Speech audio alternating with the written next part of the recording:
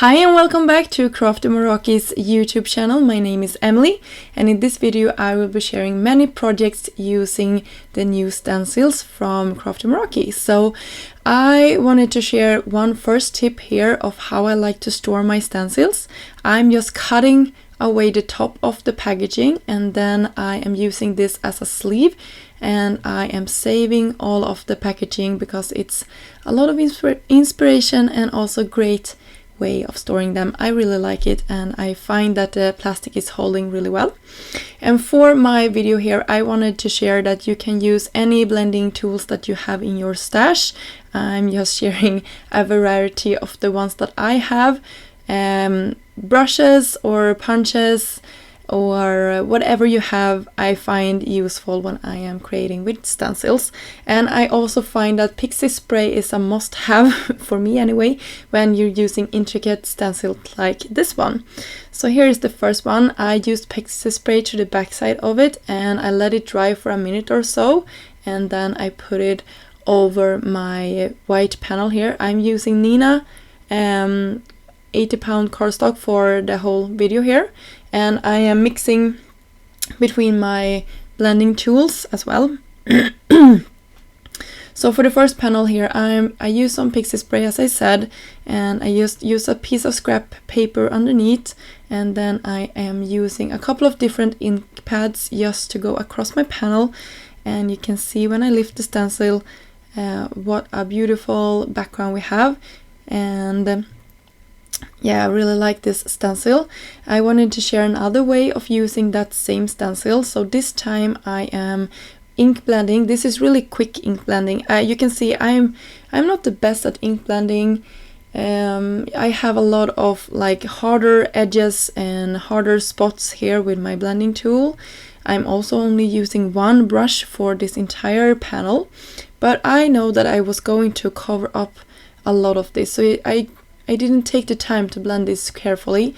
I will use the transfer gel. I used the Duo one because I love running it through my die cutting machine instead of a laminator or the ink machine or wherever you have. So I like the Duo one because then you can use your regular die cutting machine. And I let this dry overnight. So I just wanted to point that out. That is why I will come back to this later in this video. But I like to apply an even amount of product just to make sure that I get a great result. Then I clean my products, like my tools, really quick. Then I'm using some masking tape. This is from Doodle. You can use whatever you have, post-it notes or whatever. And then I'm masking off one of the leaves here. This is from the Foliage Frenzy, I believe it's called that. By the way, it was the green garland I used in the beginning. And then I'm just taking one of my circle dies that I have in my stash, using a marker and just tracing it. And then I can go around ink blending this little leaf across my panel. So I'm alternating between one lighter and one darker color here, and then I'm just smushing it around, making sure that I don't bend those. It's one piece in this stencil that is a little bit more fragile, so I'm making sure that I'm not going too heavy over it. At some point here I did it, and you probably will see that I will be more careful here, just going towards one side of the stencil to make sure that I don't mess this up. So this is really a good way, I think, of looking at your stencils and stretching them and making sure that you are maybe bringing them to life in a different way than they were meant to be used.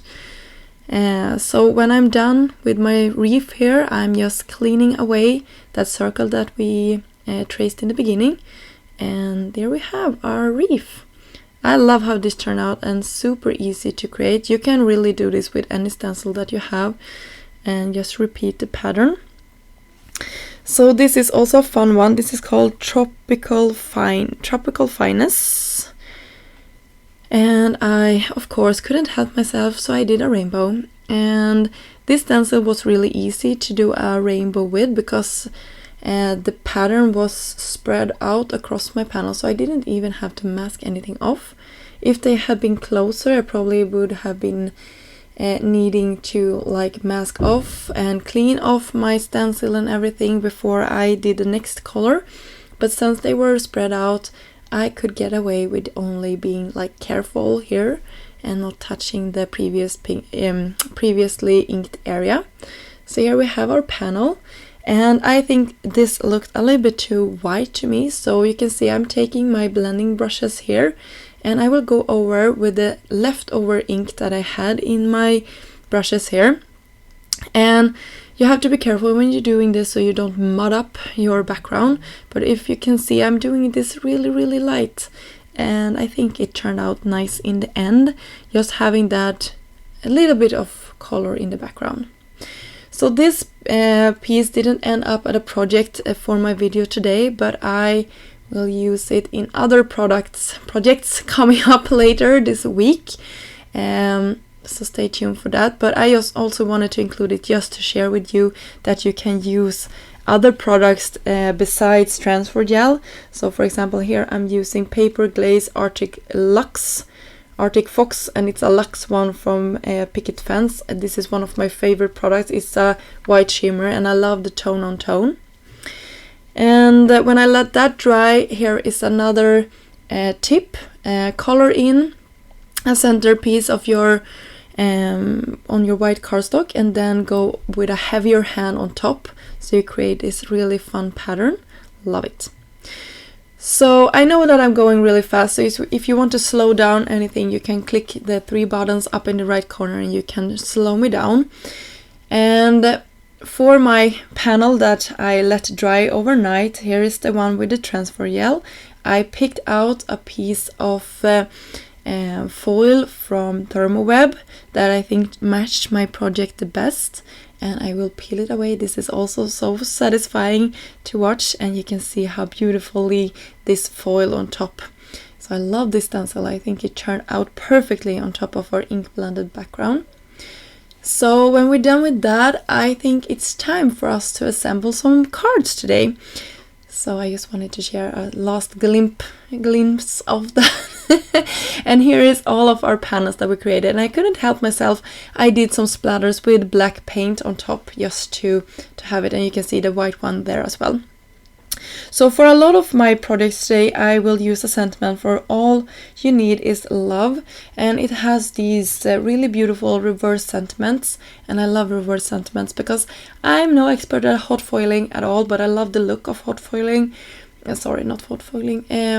Heat embossing white on top of black cardstock. So I really like how that turned out, and I really like how fast this is without having to fuss with my heat embossing and the powder and everything. Even though I love it, I think this is so much faster and you get a beautiful result every time. So I just spent some time fussy cutting all of these out, and I used a really sharp scissor for that. And then I will also take the second just to trace around it. Since this is a white core paper, I wanted it to look like it was a black core paper, so I cheated basically, but I like how it turned out.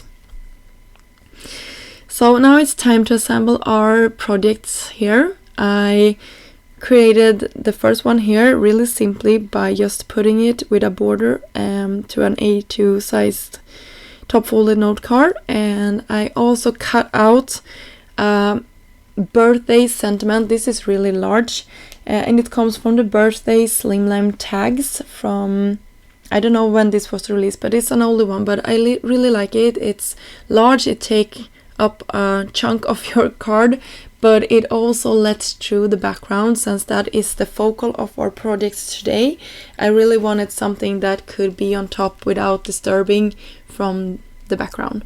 I hope that makes sense. And I just put a happy on top of that. So happy birthday. And I'm no expert at creating masculine cards, but this is as masculine as I can go. So it's a little bit of bling, but even though it's quite neutral, and it's also, yeah, I like it. I think it's nice. And birthday friend, I think that was a fun combination as well. This is probably one of my favorites for today, the wreath that we created. You have my heart, And then I will pray with friend. So a friendship card as well. Love it, and I love how the splatters tied in with the sentiment. And I think this got lost, and I didn't want to cut a black border around it, so I just took my ink pad and smushed it on the edges here. I bumped it up with some foam tape, and you can see how much contrast that gives, just to have that little bit of black and sweetheart in the middle. So really clean and simple card. And then I couldn't help myself, on the rainbow one I have to have glitter gold cardstock. So that was our 5 projects for today. I hope you got inspired to create something with your 1-layer stencils, and I had a blast creating this with you today. And if you got inspired, please leave a comment down below and tell me which card you like the best, and maybe considering subscribing to this channel if you haven't done so yet. And of course, all of the links to the products that I used today will be listed down below. Until next time, have a great day. Bye!